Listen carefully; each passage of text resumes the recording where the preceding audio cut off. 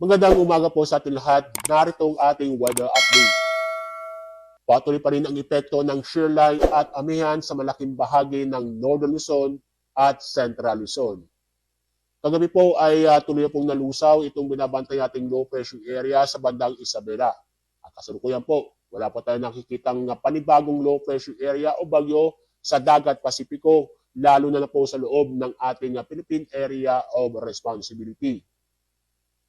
At sa ating magiging lagan na panahon ngayong araw, magiging maulan na panahon ang inaasa po natin sa malaking bahagi ng Northern Luzon, lalo na po sa silangang bahagi nito, kasama ang lalawigan ng Quezon. Kaya paalala po sa mga kababayan po natin na patuloy pa rin tayong mag-ingat dahil sa pag-ulan na posibleng magdulot ng pagbaha o pagguho ng lupa. Sa lalabing bahagi po ng Luzon kasama ang Metro Manila, ay makakaranas po tayo ng maganda at maliwas sa panahon kung saan ay magiging bahagyang maulap hanggang sa maulap ang papurin. Maliban lang po sa mga sandaling pag-ulan o bigla ang buhos sa ulan dahil sa thunderstorm.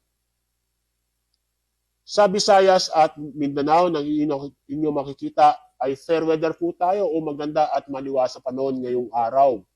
Maliban lang po sa mga isolated na mga pag-ulan dahil sa mga localized thunderstorm.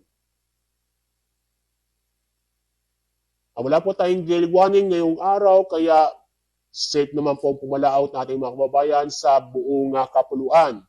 Mag-ingat pa rin tayo dahil sa mga thunderstorm sa bandang hapon o gabi.